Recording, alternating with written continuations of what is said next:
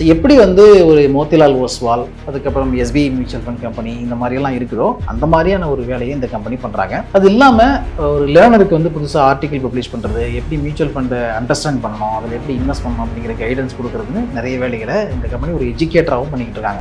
இப்போ இந்தியாவில் இருக்க ஒரு ஸ்டூடெண்ட் வந்து ஆஸ்திரேலியாவில் போய் படிக்கணும், அமெரிக்காவில் போய் படிக்கணும், யூகேல போய் படிக்கணும் அப்படின்னா இந்த கம்பெனியை கான்டாக்ட் பண்ணால் அதுக்கு யாரையெல்லாம் நீங்கள் பார்க்கணும், எந்த இன்ஸ்டியூஷனுக்கு உங்களுக்கு வந்து சான்ஸ் கிடைக்கும், எந்த இன்ஸ்டியூஷன் வந்து சீட் கிடைக்கும் அப்படிங்கிற விஷயங்களை ஹெல்ப் பண்ணுறதுல இருந்து payment platform as a service அப்படின்னு சொல்லுவாங்க. அந்த பிஸ்னஸை முக்கியமாக அவங்க பண்ணுறாங்க. இந்த கம்பெனியுடைய சாஃப்ட்வேர் வந்து பேமெண்ட் இன்ஃப்ராஸ்ட்ரக்சரை மாடர்னைஸ் பண்ணுறதுக்கு ஹெல்ப் பண்ணதான். பேமெண்ட் அக்ரிகேட்டர் இருக்கு, அதுக்கப்புறம் கட்டுமானத்தின் வலிமை, கட்டிடங்களின் பாதுகாப்பு, ஸ்ரீ துர்கா டிஎம்டி கம்பிகள். DVR Garden Signature Living T Nagar இப்போ திருவள்ளூருக்கு வந்தாச்சு. Near DMart on new bypass road, Tiruvallur நகராட்சிக்குட்பட்டது. பிளாட் 20 லட்சம் முதல். கான்டாக்ட் 9955518814. நியூஸ் கதை பார்த்துக்கிட்டு இருக்க வருங்கால கோடீஸ்வரர்கள் இவருக்கும் வணக்கம். இந்த வீடியோவில் எதை பற்றி பார்க்க போறோம் அப்படின்னா, நம்ம எப்பவுமே ஒரு வளர்ச்சியை நோக்கி போகணும்னு வச்சுங்களேன், சின்ன கல்லு பெத்த லாபம்ன்ற மாதிரி சின்ன கம்பெனியா இருக்கும்போதே அதில் இன்வெஸ்ட் பண்ண ஆரம்பிச்சோம். அந்த அடிப்படையில் சில fastest growing small cap stocks நான் எடுத்து வச்சிருக்கேன். அதுதான் இந்த வீடியோ நம்ம டீட்டெயிலாக பார்க்க போறோம். வேற செக்டர்ல இருக்கு, இருந்தாலும் எல்லாமே வந்து சின்ன சின்ன கம்பெனி, ஆனால் ஃபியூச்சர்ல ஒரு பொட்டன்ஷியல் இருக்குப்பா அப்படின்னு சொல்ற மாதிரியான கம்பெனிஸா இருக்குங்கிறதுனால இன்னைக்கு அதை பத்தி இந்த வீடியோவில் நம்ம பார்க்க போறோம். ஓகேவா? இது முழுக்க முழுக்க எஜுகேஷனல் பர்பஸ்க்காகவும் இன்ஃபர்மேட்டிவ் பர்பஸ்க்காக மட்டும்தான். இதுல சஜஷனும் அட்வைஸும் கொடுக்க போறது இல்ல. ஏன்னா நான் ஒரு செபி ரெஜிஸ்டர்ட் அட்வைசர் கிடையாது. அதனால சொல்ல போற இந்த ஸ்டாக்ஸ்ல நீங்க இன்வெஸ்ட் பண்ண நினைச்சீங்கன்னா உங்களுக்கு நல்லா தெரிஞ்ச ஒரு செபி ரெஜிஸ்டர்ட் அட்வைசரை கேட்டுக்கிட்டு நீங்களும் ஓன் ரிசர்ச் பண்ணிட்டு அதுக்கப்புறமா வாங்குங்க. ஃபர்ஸ்ட் நம்ம பார்க்க போறது Canara Robeco asset management company. Canara bank இருக்காங்கல்ல, அவங்க ஒரு குறிப்பிட்ட அளவு ஷேரை இதுல வச்சிருக்காங்க. அவங்க ரன் பண்ணிக்கிட்டு இருக்க ஒரு கம்பெனி தான் இந்த கனரா ரொபோகோ அசெட் மேனேஜ்மெண்ட் கம்பெனிங்கிறது. பேர்லயே உங்களுக்கு தெரியுது அசெட் மேனேஜ்மெண்ட் கம்பெனின்னு. இந்த asset management company, wealth management company, அது சம்பந்தப்பட்டு இருக்கக்கூடிய கம்பெனிஸ் எல்லாமே நல்ல ஒளிமயமான எதிர்காலம் இருக்கக்கூடிய கம்பெனிஸ் மாற்றுக்கிறதே இல்லை. ஸோ அவங்களுடைய பெர்ஃபார்மன்ஸ் எப்படி இருக்கு, எந்த மாதிரியான ஸ்ட்ராட்டஜி அவங்க யூஸ் பண்றாங்க, எந்த அளவுக்கு கஸ்டமரை பில்ட் பண்ணிக்கிட்டே போறாங்க அப்படிங்கிற பல விஷயங்கள் நீங்க கவனிச்சீங்கன்னா அதுல ஈஸியான growth இருக்கிற கம்பெனிங்கிறத கண்டுபிடிச்சிடலாம். ஓகேவா? ஸோ அந்த அடிப்படையில் இந்த கம்பெனி வந்து ஒரு முக்கியமான கம்பெனியா தெரியுது. 4000 crore மேல இவங்க கிட்ட மார்க்கெட் கேப் இருக்கு. இவங்க என்னென்ன பண்றாங்க அப்படின்னு பாத்தீங்கன்னா, இந்த கம்பெனி வந்து second oldest AMC asset management company in இந்தியாவா ஆஃப்டர் எஸ்பிஐ மியூச்சுவல் ஃபண்ட். அப்படிப்பட்ட ஒரு இன்ஃபர்மேஷன் கிடைக்குது. 1993 வந்து கொண்டு வந்திருக்காங்க. இந்த கம்பெனி இன்வெஸ்ட்மெண்ட் மேனேஜ்மெண்ட் பண்றாங்க. இந்த கம்பெனி மெயினா மியூச்சுவல் ஃபண்ட் விற்கிறாங்க. Equity mutual fund, dead mutual fund, இந்த மாதிரி எல்லாத்தையுமே பண்றாங்க. ரிட்டைல் இன்வெஸ்டர்ஸும் கொடுக்குறாங்க, இன்ஸ்டிடியூஷனல் இன்வெஸ்டர்ஸும் கொடுக்குறாங்க.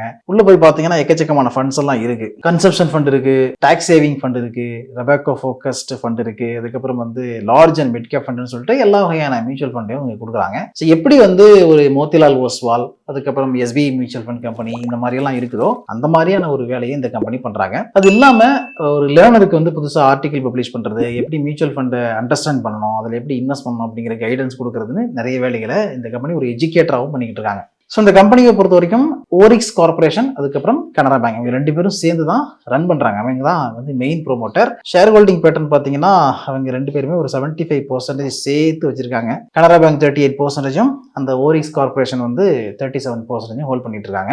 இந்த கம்பெனியுடைய சேல்ஸை பொறுத்த வரைக்கும் கடந்த 3 வருடங்களில் 27% இன்க்ரீஸ் ஆயிருக்கு அப்படிங்கிற தகவல் கிடைக்குது. இது பார்க்கறதுக்கு ஹாப்பியா இருக்கு. ஏன்னா எப்பவுமே நம்ம சொல்லுவோம், ஒரு கம்பெனியில் நீங்க இன்வெஸ்ட் பண்ணும்போது, ஒரு ஸ்டாக்ல இன்வெஸ்ட் பண்ணும்போது அந்த ஸ்டாக்குடைய top and bottom line growth கன்சிக்யூட்டிவா grow ஆகுதா. ஒரு கடந்த 5 வருடங்கள் எடுத்து பாக்குறீங்கன்னா, ஃபர்ஸ்ட் வருஷம் 10 கோடி பண்ணிருக்காங்க, அடுத்த வருஷம் அது 12 கோடி 13 கோடி அப்படின்னு சொல்லிட்டு கண்டினியூஸா இன்க்ரீஸ் ஆகுதாங்கிறத பார்க்கணும்னு சொல்லுவேன். அந்த அடிப்படையில் வந்து இந்த கம்பெனியுடைய top and bottom line growth பாத்தீங்கன்னா டீசென்டான growth இருக்கு. இப்போ 2020ல 96 crore இருந்த சேல்ஸ் இன்னைக்கு 454 கோடியா வளர்ந்து நிக்குது. ப்ராஃபிட் பாத்தீங்கன்னா 23 கோடியா இருந்தது, இப்போ 204 கோடியா வளர்ந்து நிக்குது. ஸோ மற்ற ஃபண்டமெண்டல் எப்படி இருக்குன்னா, இப்போ 4900 கோடிக்கு மேல மார்க்கெட் கேப் இருக்கு. 24 PE ரேஷியோ, இண்டஸ்ட்ரி PE வந்து 39 இருக்கு. இண்டஸ்ட்ரி PE விட கம்மியா ட்ரேட் ஆகிட்டு இருக்கு. ROCE 40க்கு மேல இருக்கு, ROE 30க்கு மேல இருக்கு. ரெண்டுமே சூப்பரா இருக்கு. டெட் ஈக்விட்டி ரேஷியோ 0.02 தான்.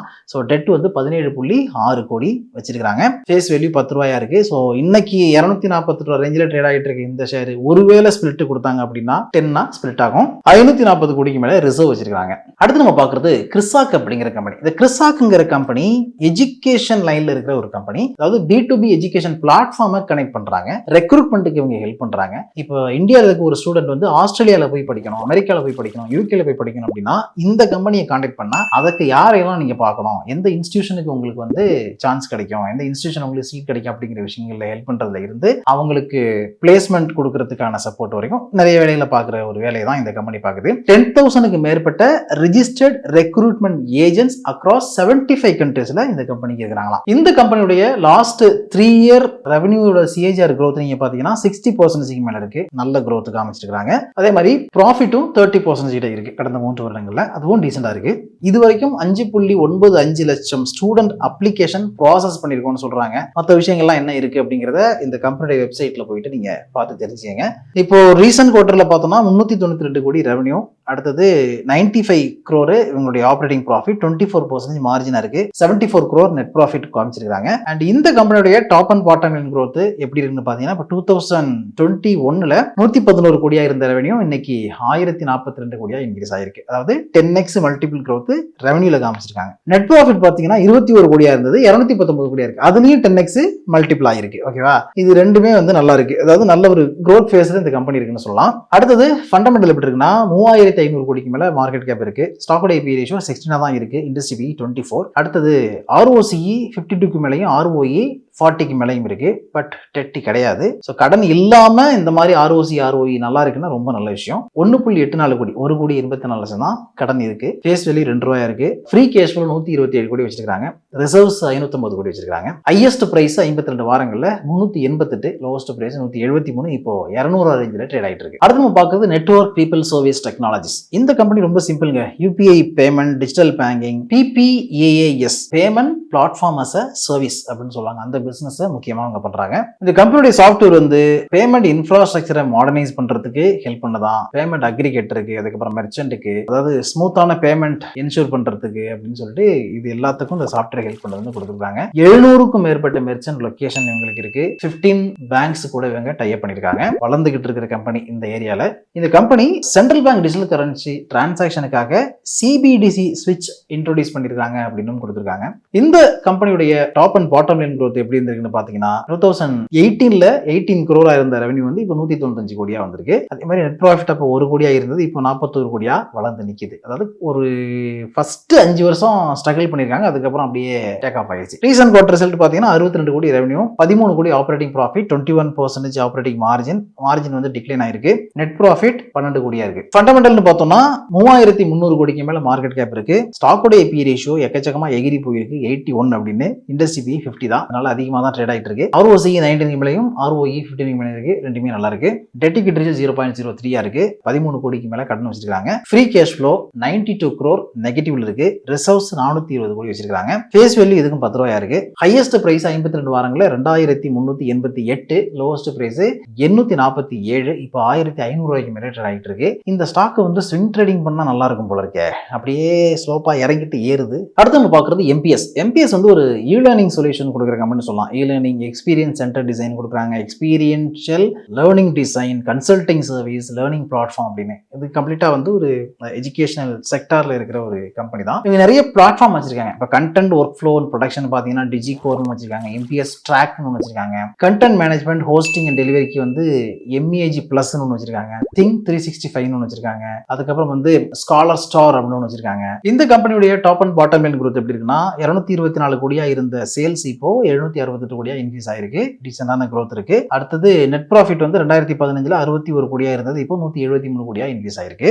இந்த ரீசன்ட் குவார்டர் Q4ல 205 கோடி ரெவன்யூ பார்த்திருக்காங்க. 68 கோடி இவங்களுடைய ஆப்பரேட்டிங் ப்ராஃபிட், 33% மார்ஜின் இம்ப்ரூவ் ஆயிருக்கு. ஆப்பரேட்டிங் ப்ராஃபிட் இன்க்ரீஸ் ஆயிருக்கு. நெட் ப்ராஃபிட் பாத்தீங்கன்னா 47 கோடியா இருக்கு. லாஸ்ட் இயர் சேம் பீரியட்ல என்ன இருந்தாங்களோ அதே ரேஞ்சில் இப்போ இருக்கிறாங்க.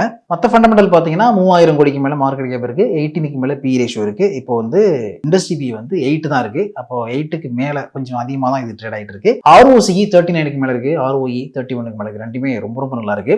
டெட் ஈக்விட்டி ரேஷியோ 0.10 தான். டெட் 60 கோடி தான் வச்சிருக்காங்க. ஃப்ரீ கேஷ் ஃப்ளோ 188 கோடி இருக்கு. ரிசர்வ்ஸ் 570 கோடிக்கு மேல வச்சிருக்காங்க. 52 வாரம் ஹையஸ்ட் பிரைஸ் 2979, லோவஸ்ட் பிரைஸ் 1336, இப்போ 1815 அந்த ரேஞ்சில் ட்ரேட் ஆயிட்டு இருக்கு. ஓகே, இதோட இந்த வீடியோ வைண்ட் அப் பண்ணிப்போம். இதுல சொன்ன விஷயங்கள் எல்லாமே உங்களுக்கு எஜுகேஷனல் பர்பஸுக்காகவும் இன்ஃபர்மேட்டிவ் பர்பஸுக்காக மட்டும்தான், சஜஷனோ அட்வைஸோ கொடுக்கறதாக இல்லை. அதனால மென்ஷன் பண்ணியிருக்க ஸ்டாக்ஸ்ல நீங்க இன்வெஸ்ட் இன்வெஸ்ட் பண்ணணும்னு நினைச்சீங்கன்னா உங்களுக்கு நல்லா தெரிஞ்ச ஒரு செபி ரெஜிஸ்டர்ட் அட்வைசரை கேட்டுக்கிட்டு நீங்களும் நல்லா ஓன் ரிசர்ச் பண்ணிட்டு அதுக்கப்புறம் வாங்க. இந்த வீடியோ உங்களுக்கு பிடிச்சிருந்தா நிறைய பேருக்கு ஷேர் பண்ணுங்க. புதுசா நியூஸ் கேஃபே சேனலை பார்க்க வந்திருக்கீங்கன்னா சப்ஸ்கிரைப் பண்ணிட்டு அந்த பெல் நோட்டிஃபிகேஷனையும் ஒரு அமுக்கம் வைங்க. ஓகேவா? இதே மாதிரி அடுத்த ஒரு நல்ல வீடியோல மீட் பண்ணுவோம். அது வரைக்கும் உங்களை நீங்க பத்திரமா பார்த்துங்க.